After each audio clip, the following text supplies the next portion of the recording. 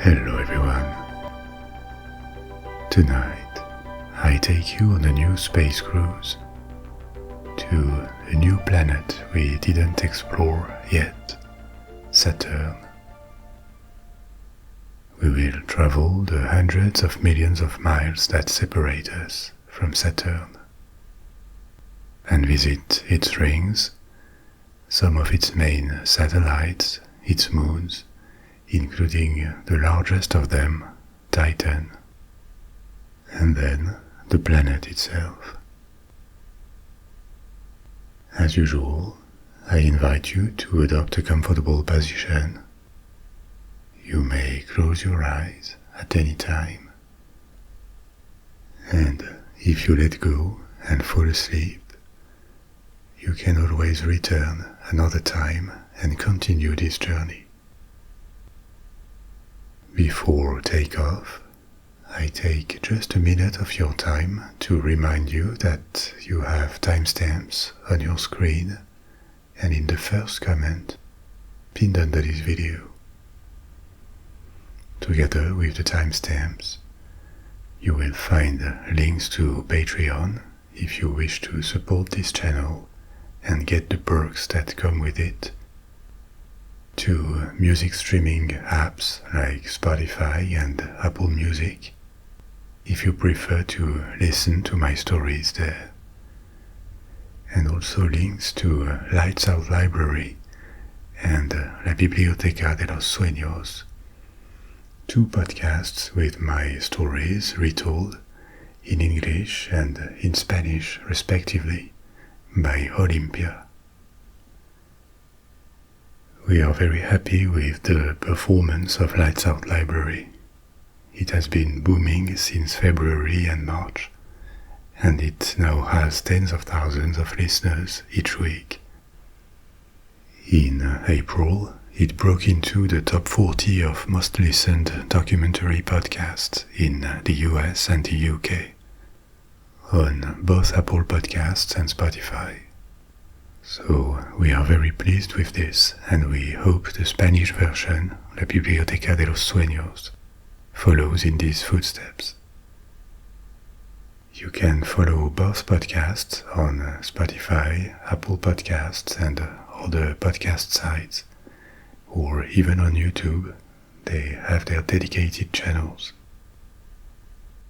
And now, let's begin our journey. First of all, what distance do we need to travel to go to Saturn? As I told you when we visited other planets before, the answer is always, it depends. It depends where Earth and Saturn are on their respective orbits. If they are opposed on either side of the Sun, this distance is going to be bigger than if they are aligned on the same side of the Sun. When they are at their closest distance, so on the same side of the Sun, the distance between them is about 1.2 billion kilometers. That's 750 million miles, or about 7 astronomical units. An astronomical unit is the distance from Earth to the Sun, and it is a convenient unit to compare distances in the solar system. So that gives you an idea of how far Saturn is from the Sun in comparison with our planet. By definition, we are 1 astronomical unit away from the Sun, but Saturn is almost 10 times farther, at 9.5 astronomical units, give or take, because orbits are not perfect circles. They are slightly elliptical, oval-shaped, so the distance to the Sun varies a little over time, depending on which position the planets occupy on their orbit. In other terms, our planet, seen from Saturn, would look really close to the Sun, And this is why when Saturn is on the other side of the star, opposite to us, the distance increases, but not dramatically. It increases to 11 astronomical units instead of 7 at its shortest. If we were to travel at light speed, it would take us around 1 hour to get to Saturn. Luckily, we are traveling by the mind, so this is going to be even shorter than that. And on our way, we will cross the orbits of Mars and then Jupiter before arrival. So, as we are now leaving the Earth's orbit and beginning to accelerate, let's talk a little bit about what we will find when we reach Saturn. As you probably know, Saturn is called a gas giant, and it is the second largest planet of the solar system after Jupiter, another gas giant. Gas planets do not have a solid surface, like rocky planets. They are made of layers of gas, increasingly dense, and it is believed that at their centers there is a solid, rocky or metallic core, around which the gas accumulated during their formation process. Gas planets are kept together by gravitation. The large mass around the center of these planets pulls the gas and keeps the planet as one single body. It is believed that gas planets have to be of a certain size. They cannot be small like the size of Earth or Mars, because it takes a certain mass for them to stay in one piece. But an hypothesis is that gas and rocky planets may have similar origins. They start with a solid body, a core that appears in the formation process of a star system, in orbit around a star. These planetoids grow by absorbing smaller objects in and around their orbits over millions and millions of years. And they can also grow, sometimes, by absorbing asteroids that travel across the star system. This is how Earth and other rocky planets, Mars, Venus, Mercury, are thought to have formed.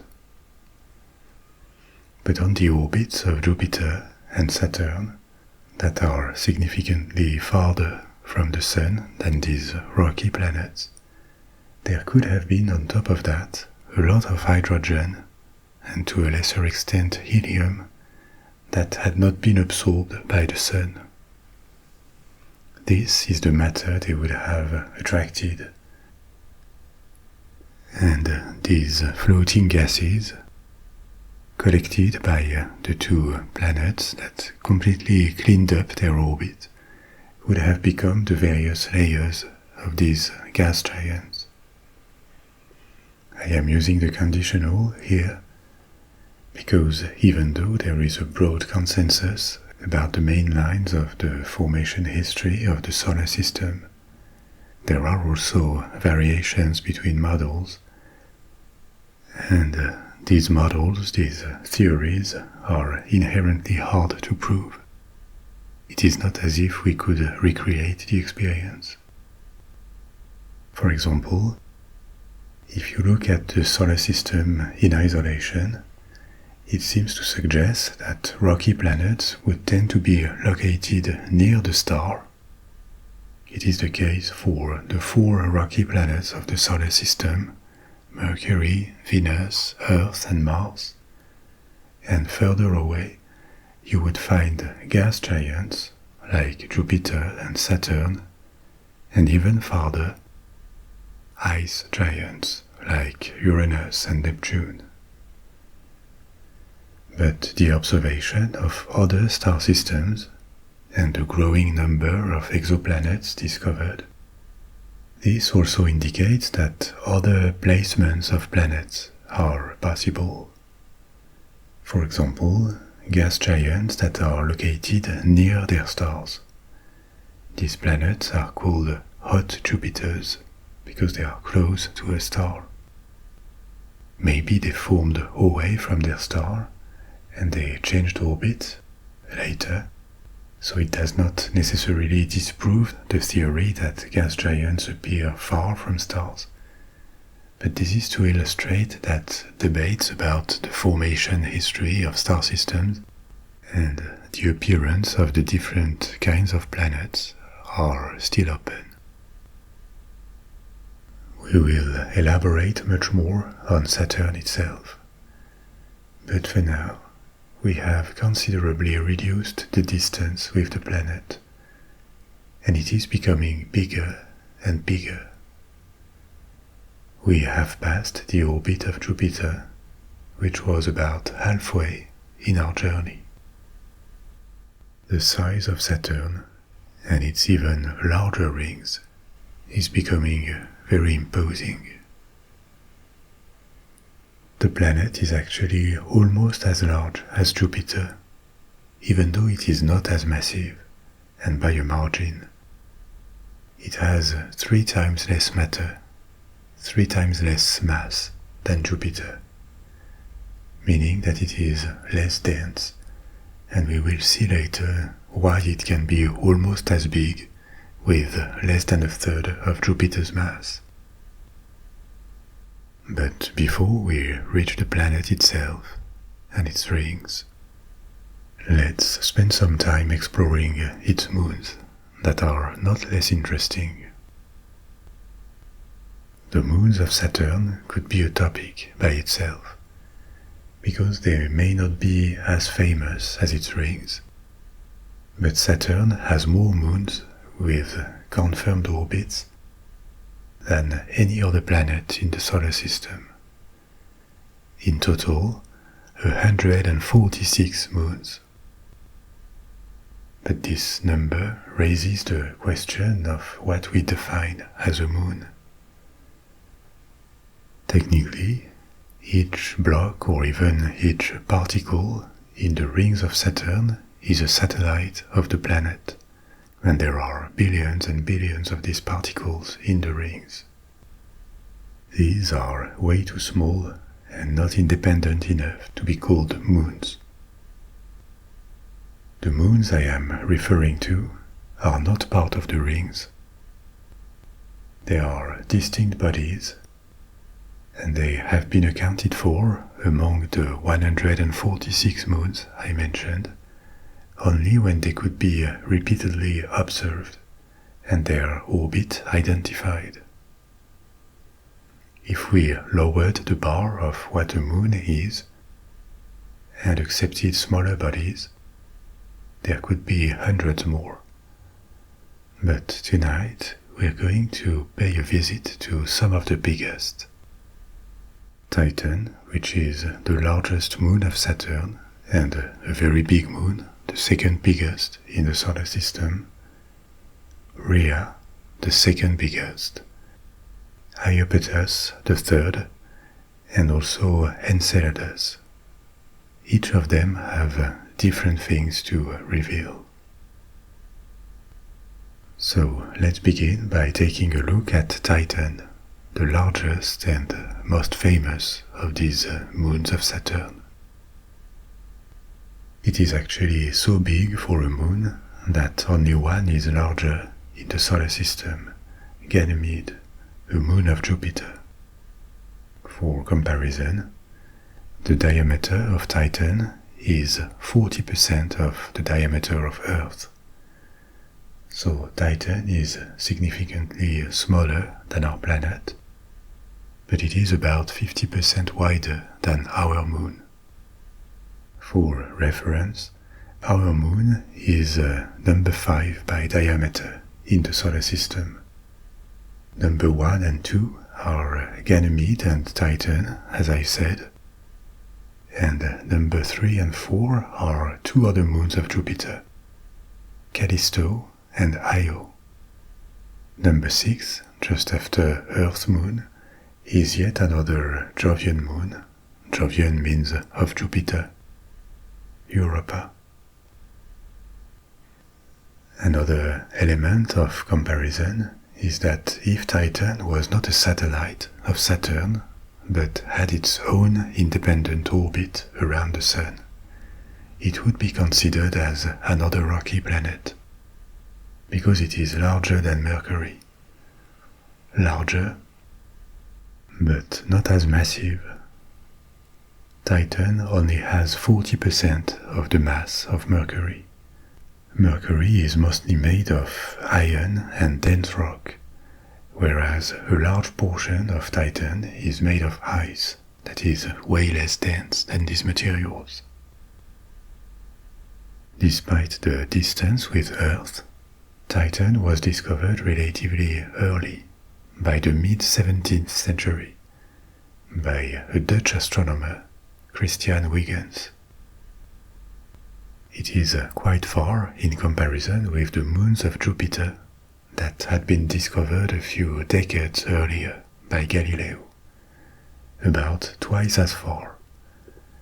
But Titan is big for a moon and relatively shiny, with an uniform yellowish atmosphere.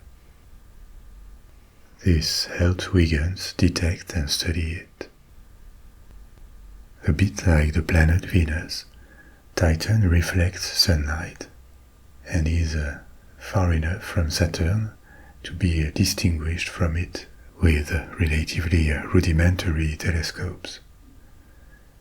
But then, for 350 years, our knowledge of Titan remained very basic, because like for Venus, its surface was impossible to see, hidden under a thick and opaque atmosphere. A lot of what is known about this moon's surface and atmosphere was discovered in the past few decades by probes, and in particular in 2004, when a probe, Cassini, approached it. It is rather uncommon for a moon to have a thick atmosphere. It can only happen when moons are large enough for their gravitation to retain this atmosphere. But we have seen that Titan was the second biggest moon of the solar system. And also, over hundreds of millions or even billions of years, they have to retain this atmosphere, because an atmosphere can be lost due to a collision with another body, or by passing too close to a planet that could steal it, or it can be carried away by solar wind, which is the flow of particles and radiations that comes out of the sun. So the conditions are drastic, and probably for this reason, only 2 moons with a significant atmosphere are known in the system. There is Titan, and the other one is Triton, a moon of Neptune. The 2 moons are relatively big, and they are far from the planet they orbit, and also far from the Sun. Different conditions that probably explain why they have been able to retain their atmosphere. Now, other moons generally have a very faint atmosphere. It is not dense enough to be comparable to the kind of atmospheric conditions we are familiar with on Earth. Titan is really different, because its atmosphere is very heavy and dense. So dense actually that surface pressure is higher than the one we have on Earth. It is estimated to be close to 1.5 atmosphere. That is to say, a slightly higher, 50% higher level than the one we are accustomed to at sea level on Earth. Something that would be perfectly bearable to human beings. The sensation of pressure would be like swimming a few feet underwater. Now, the atmospheric pressure may be livable, but the other conditions are not. The composition of the atmosphere is mainly nitrogen, at 97% of it, plus methane and traces of hydrogen. Our own atmosphere is 70% nitrogen, but we also have 20% of oxygen that we can breathe. There is no gas oxygen on Titan's surface, and so we couldn't breathe without a suit. Another major problem for human beings would be the temperature. Titan is almost 10 times as far from the Sun as Earth, and this means it only receives about 1% of the sunlight we receive. So, not much sunlight, and on top of that, 90% of it is absorbed by the thick atmosphere. Only the remaining 10% reaches the surface. Now, because the atmosphere is thick, there is also a greenhouse effect like on Earth, and this helps retain a bit of heat.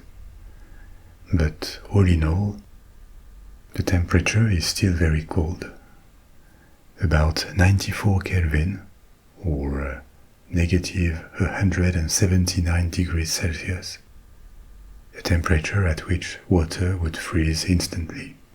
But it would be even colder without this greenhouse effect. And yet another problem that man would have at the surface would be the constant darkness. With 1% of sunlight and a thick atmosphere hiding the sun, you are plunged almost in constant night. But let's say we have a suit with heating, an oxygen mask and lighting. What would we see at the surface of Titan? An extraordinary landscape, actually. At the same time, completely alien, chemically, but somewhat familiar by its geography. Titan is thought to have standing bodies of liquid on its surface, including rivers, lakes and seas. Except these bodies don't contain water, because it would freeze, but liquid hydrocarbons, like methane or ethane. Titan is believed to be the only place in the solar system, except Earth, to have such liquid bodies, with a cycle of evaporation, clouds, and rain, like on Earth, except it is not water, but hydrocarbons. Apart from this cycle of precipitations, mountains and volcanoes have been observed, but not Earth-like volcanoes. These are cryovolcanoes.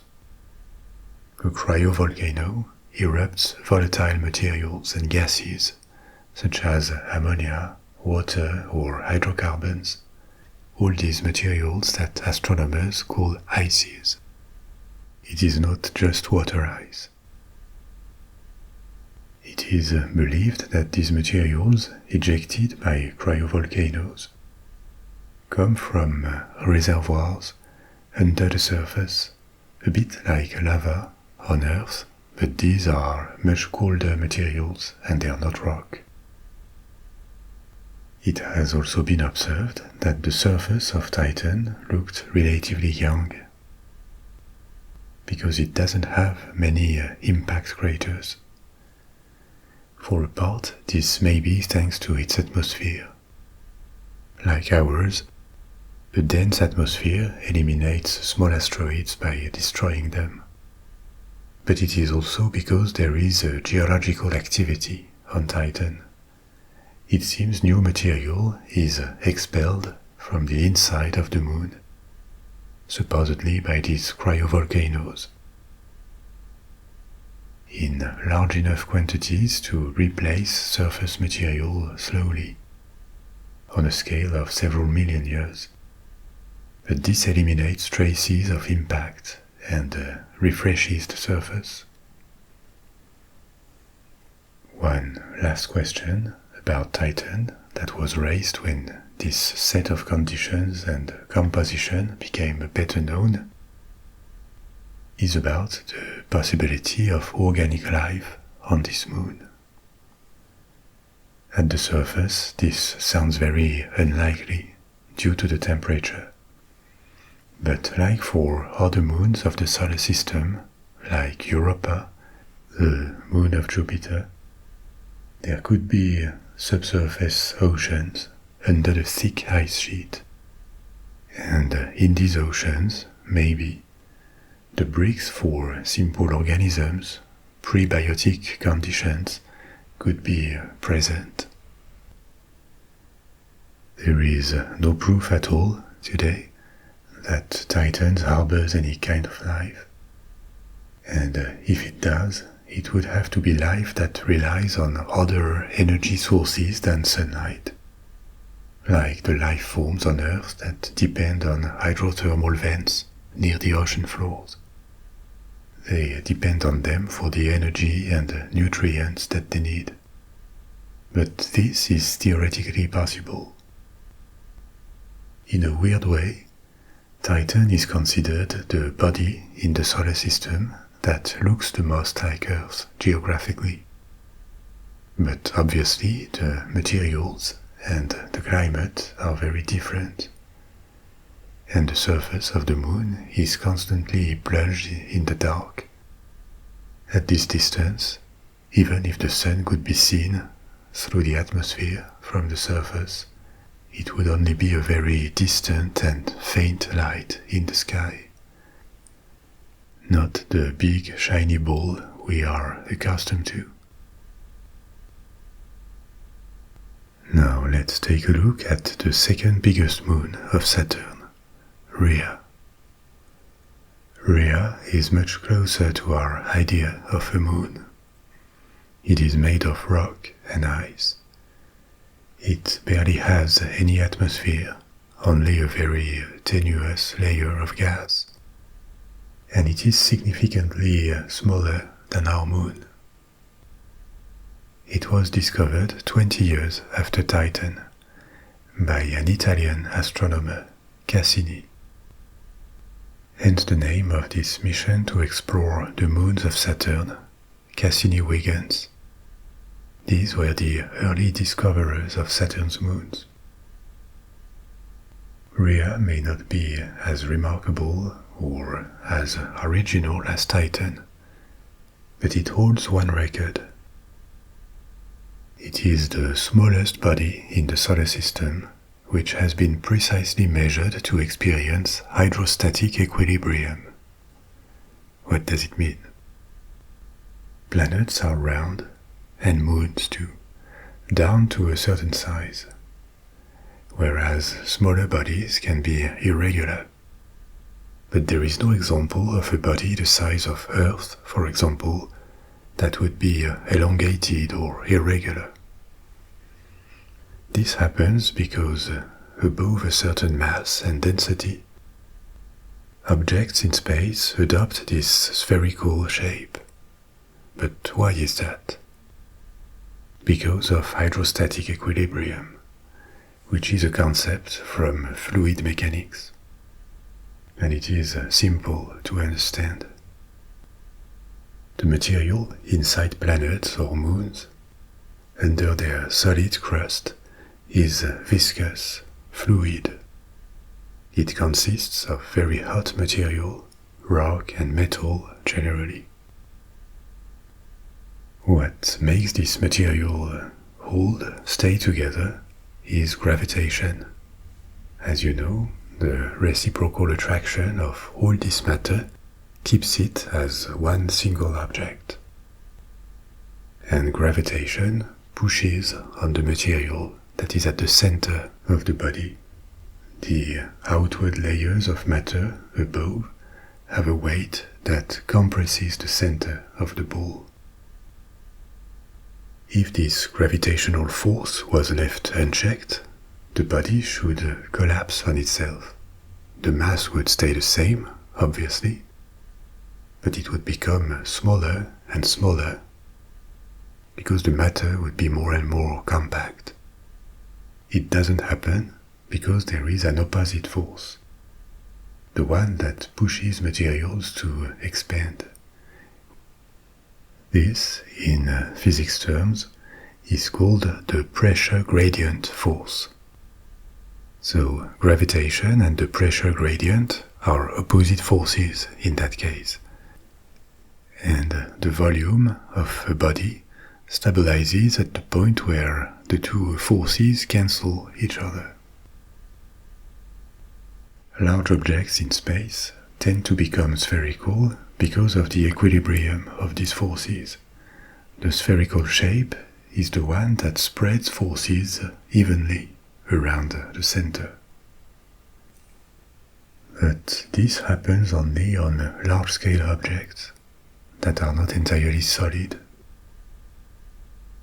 A small or medium-sized asteroid is not affected by this, because it is not viscous, and it is not big enough for gravitation forces to compress it and for its core to melt.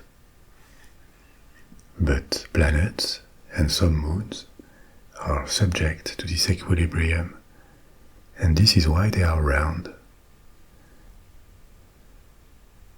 The pressure gradient force and the equilibrium it forms with gravitation are also important for the Earth's atmosphere. If there was no resistance to gravitation, the entire atmosphere could be pulled to the ground and could not be dozens of miles thick as it is. And if there was no gravitation, the Earth's atmosphere would expand around the planet and diffuse into outer space. It would get lost. Our atmosphere is as it is and stays in place because there is this hydrostatic equilibrium at play. And sometimes it can work in ways that are a bit counterintuitive. You remember earlier, I told you that Saturn was almost as big, as voluminous as Jupiter, and yet it only had a third of its mass. How is that possible? This happens because the mass and the size of a body are not systematically moving in the same direction. It would sound logical that if you take a planet and give it more material, the planet is going to turn bigger. But in fact, no, it doesn't work like this. The planet will become more massive if you give it more matter. It will contain more matter. But this is also going to affect its hydrostatic equilibrium, and it could actually diminish its size instead of increasing it, due to the increase in the gravitational force. So Rhea is remarkable in that sense, because it is the smallest known body in the solar system that is subject to this hydrostatic equilibrium, and as a result, it gained its round shape. If it had just been a touch less massive, Rhea would have had an irregular shape. Now let's take a look at another moon, also discovered by Cassini, Iapetus. Iapetus is named after a titan of Greek mythology, like various moons of Saturn. And this moon is close to Rhea by size, and its composition is also estimated to be close: ice and to a lesser extent rock. At first sight, Iapetus may look spherical, but it is not. It is just below the hydrostatic equilibrium line. And this gives it unique features in the solar system. The poles are squashed, and at the equator there is a very long and high ridge, a mountain chain, giving Iapetus the appearance of a walnut. This mountain chain is impressive, especially considering the size of this moon. The mountains are up to 20 kilometers high. For comparison, that is more than twice Mount Everest. On a moon that is much smaller than Earth, Iapetus would have about the surface area of Australia, for comparison. It is unclear how this ridge would form. And there are several hypotheses about it. It could have been created by the collapse of a ring system or by icy material from inside the moon that would have been ejected. Or maybe it is a remnant of its formation, because based on observed impact craters, the ridge looks very ancient, almost as old as the moon itself. Another mystery about Iapetus is its coloration. One hemisphere is dark and the other very bright.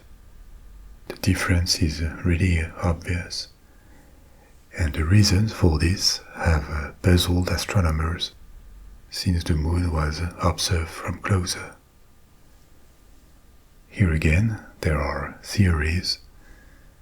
One of them, which sounds possible, is that Iapetus receives infalling material on one of its sides from another smaller moon of Jupiter, Phoebe, and this would be the explanation for the marked difference in color.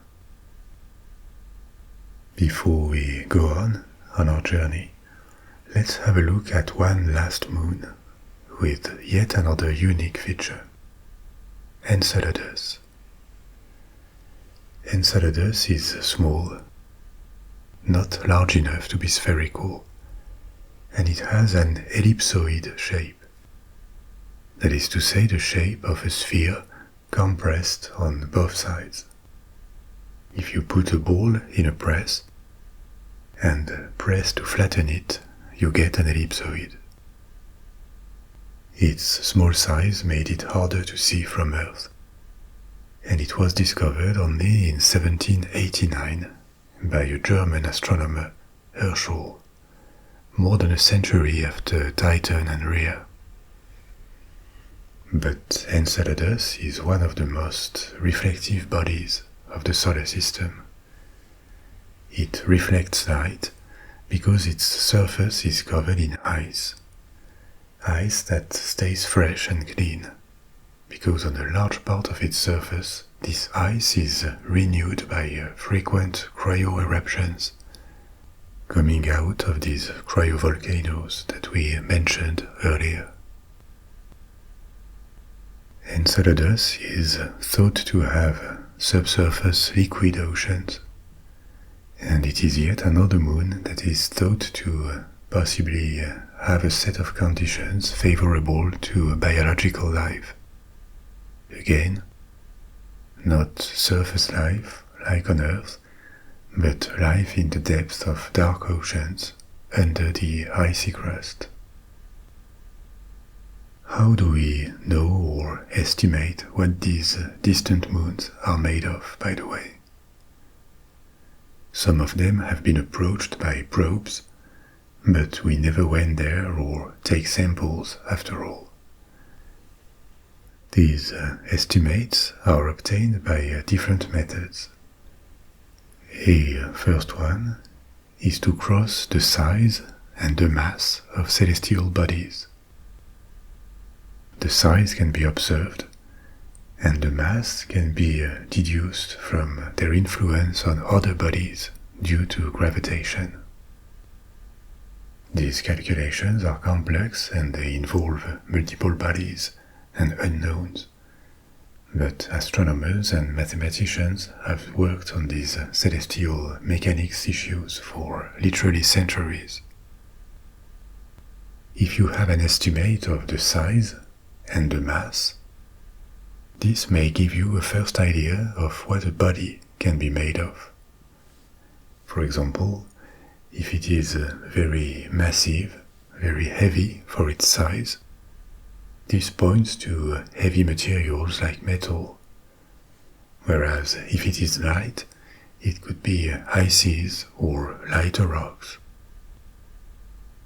Then there is a second set of information that comes from spectroscopy. What is it exactly? Different elements have different signatures. They emit on different electromagnetic wavelengths. And we can measure these wavelengths. So, analyzed with instruments that can measure and interpret where they are on the electromagnetic spectrum, distant bodies can reveal a lot of information about what they are made of.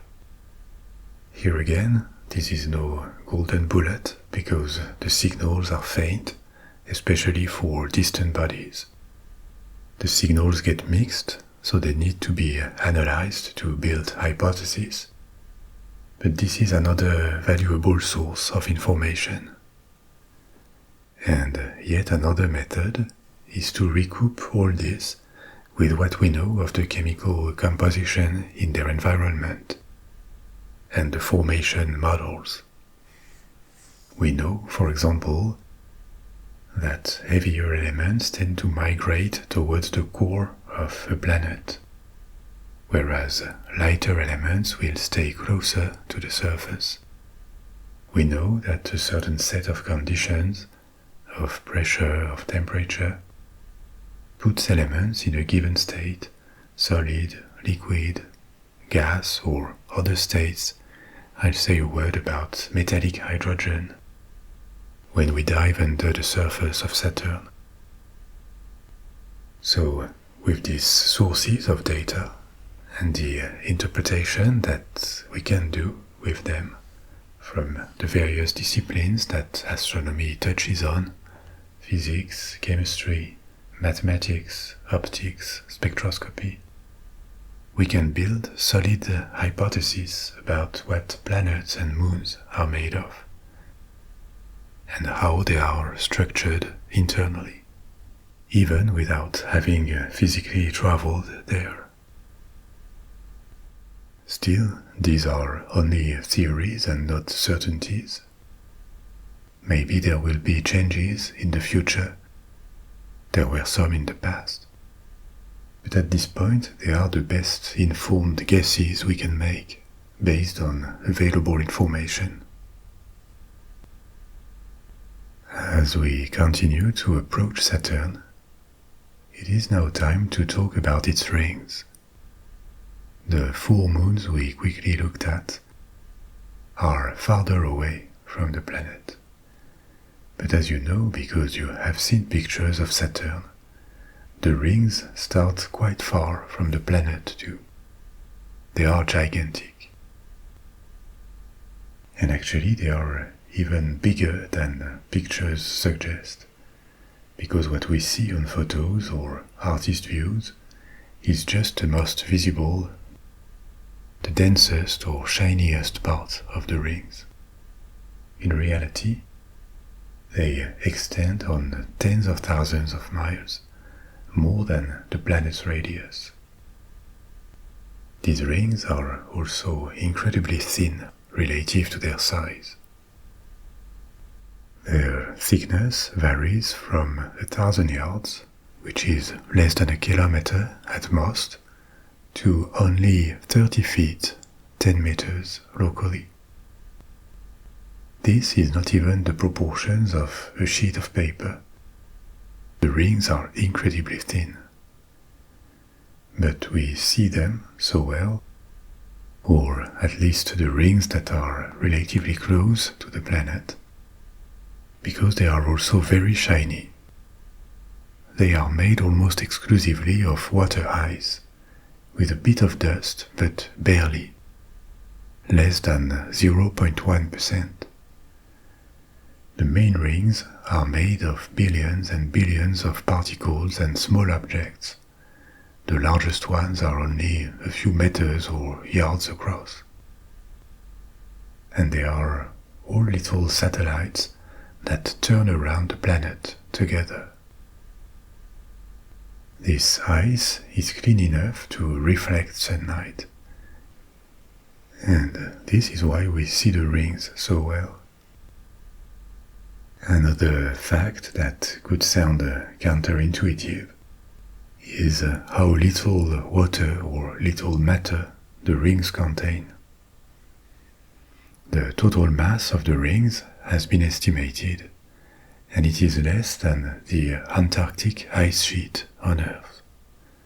So, for comparison, we have to imagine that the ice sheet of the South Pole from Earth would be spread on a surface, an area, that is 80 times larger than the total surface of Earth. That's how thin and delicate these rings are. But why are they so big, and how and when did they appear? Historically, the dominant hypothesis was that the rings dated from the formation of the planet or close, and so that they were very old, billions of years old. This hypothesis was not based on very solid measurements or models, and it was increasingly challenged, especially a few years ago when the Cassini spaceship explored the rings. They were revealed to be much less massive than thought. And it was also confirmed that they regularly lost some of their matter, that fell down to Saturn. This means that this type of rings comes with an expiration date. They will get depleted eventually. A problem for the old rings theory is how shiny they are. Over time, they should have collected cosmic dust, particles that would have darkened them. But as I said, they are made of 99.9% pure water ice. So, from these observations, it appeared that the rings could be much younger, maybe, only 10 to 100 million years, which would be a small portion of Saturn's existence. And based on current observed depletion rates, the rings may disappear in 300 million years. The age of the rings is something, but it doesn't tell us how they would have formed. And here there are two main theories. An old one is that the rings are left over from the original nebular material from which Saturn and the whole solar system formed.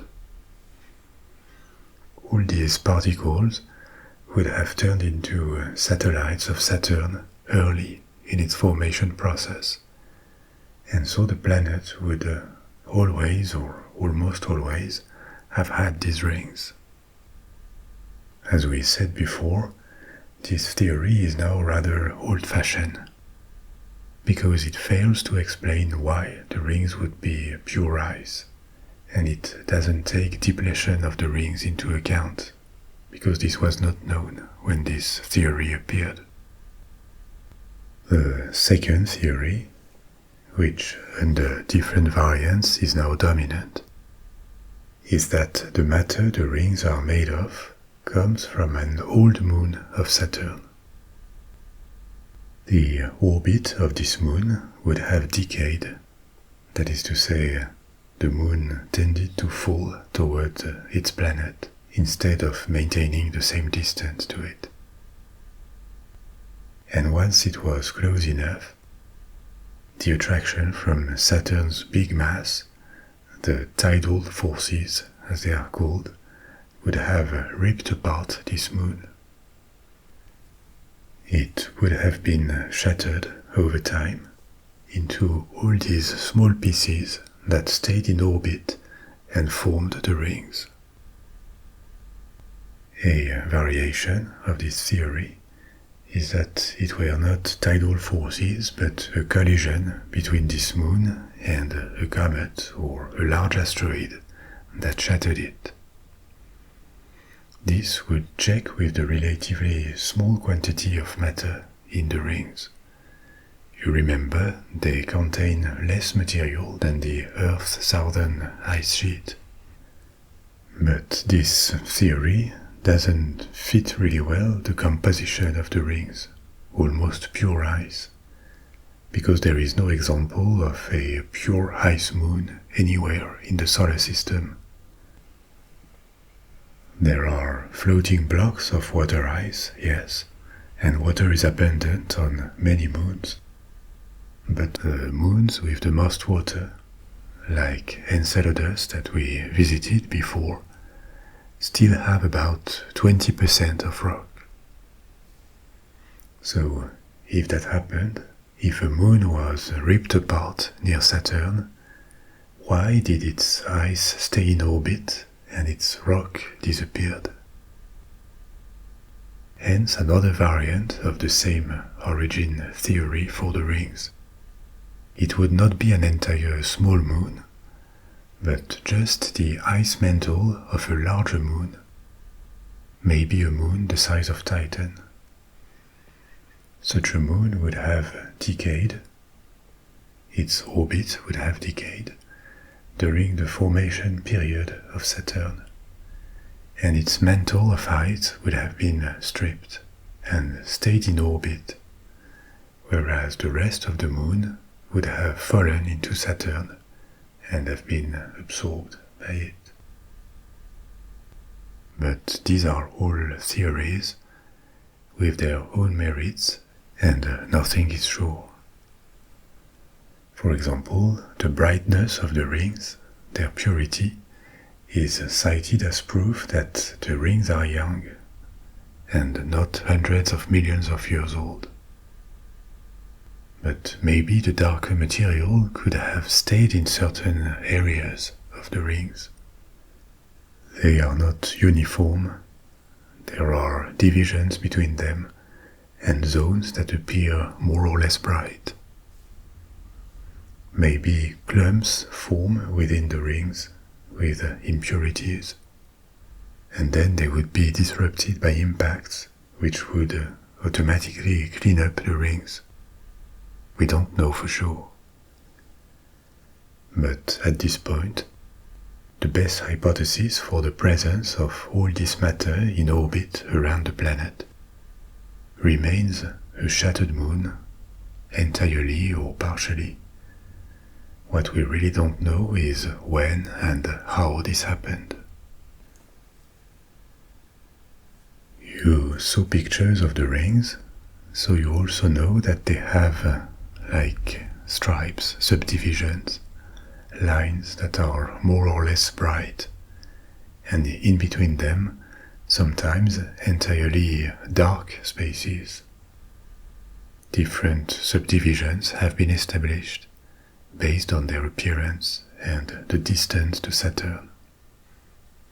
A common one starts from ring D, the closest to Saturn, which is quite faint and was confirmed only in 1979 by a probe Pioneer 11. Then there are rings C, B, A, with divisions between them, and after that it turns a bit confusing if you keep moving away from the planet, because the ring after A is called F, and after that E.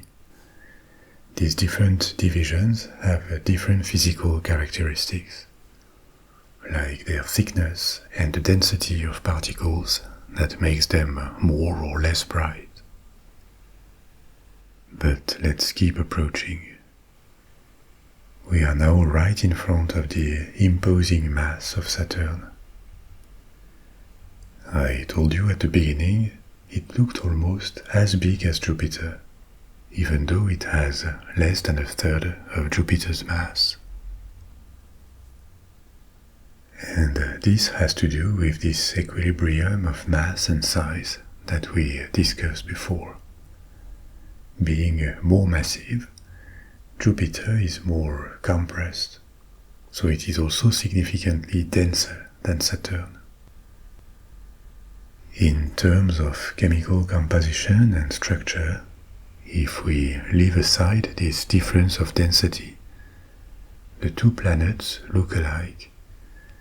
They both are gas giants, thought to have a metallic and rocky core, around which enormous layers of gas have accumulated and stay stuck together by gravitation.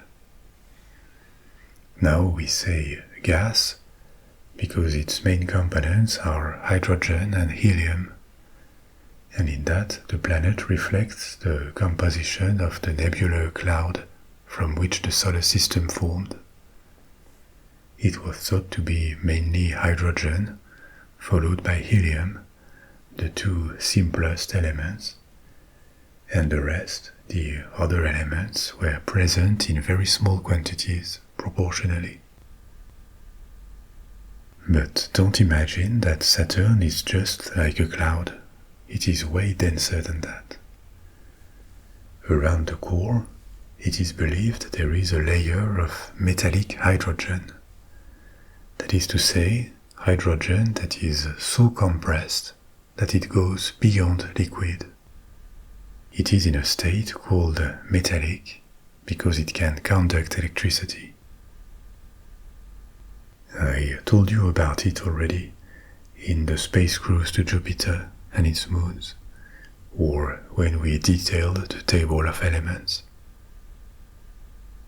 Above the layer of metallic hydrogen, there is liquid hydrogen and liquid helium, and only above that begins a truly gaseous outer layer. So there are parts of Saturn that are denser than anything on Earth, and in total, the planet has 95 times the mass of Earth. For comparison, Jupiter has more than 300 times the mass of Earth. But if you take an average, with these outer layers of gas that are little dense, Saturn has an average density that is lower than water, about 30% less dense than water. So, still in average, it could be called a relatively light planet. It is not pure hydrogen and helium, too. As we said, the core is thought to be metallic and rocky, and there are traces of other elements. This is where the yellowish hue of the planet comes from. In its upper atmosphere, there are crystals of ammonia that give it its color in natural light. Apart from that, the planet has less features than Jupiter. Its surface is rather uniform, with just a bit more yellow around the equator. And it doesn't show on pictures, but its shape is not really that of a sphere. This is due to its rotation and its relatively low density. The rotation creates a centrifugal force, and this flattens the planet a little bit. It becomes an ellipsoid, like Enceladus, the moon we visited before. Except, contrary to Enceladus, Saturn is not a body with a solid surface. It is a rotational ellipsoid. It takes this ellipsoid shape due to its rotation. If the rotation stopped, which is not going to happen, but let's say it would, theoretically, then the centrifugal force would dissipate, and the planet would become a sphere, due to this hydrostatic equilibrium that we talked about before, that would no longer be altered by the rotation. Like for other gas planets, if we approach Saturn and start diving into it, there is no precise surface, just an increasing density of gas around us, that after hundreds of miles of travel towards the core of the planet, becomes so dense that it turns into liquid, then metallic, and after that there is a molten core of heavy material, metal, probably predominantly iron, and rock, silicates.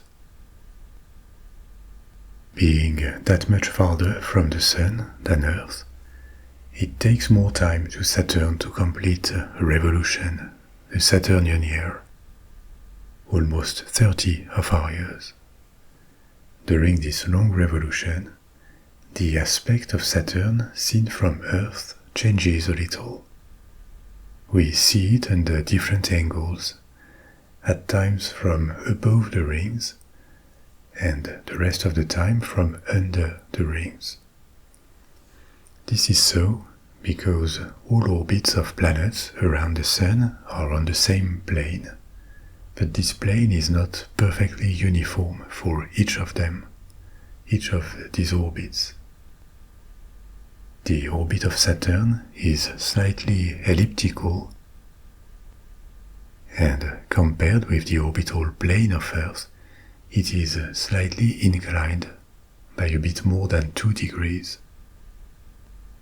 So, if we take the orbital plane of Earth as a reference, Saturn crosses it twice in 30 years, when it passes above and then below. And this is why the planet is seen half of the time, and for several consecutive years, from above, and then from below, slightly.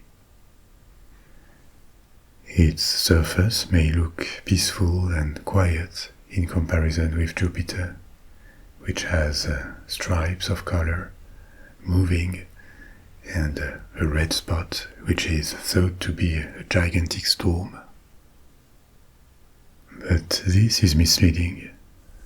In its upper atmosphere, Saturn has some of the most violent winds of the solar system, at 500 meters per second for the fastest ones observed. These are only second to the winds of Neptune, when it comes to speed.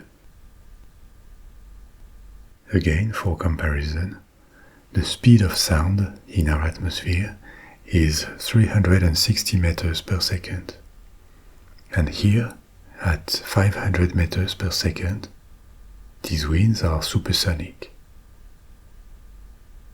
At its southern pole, Saturn also has an unique feature, a warm polar vortex, that is to say a region of rotating gas, in that case a big one because it is the size of Earth, around which blow the fastest winds observed on the planet. Heat, supposedly coming from inside Saturn, is ejected from that vortex.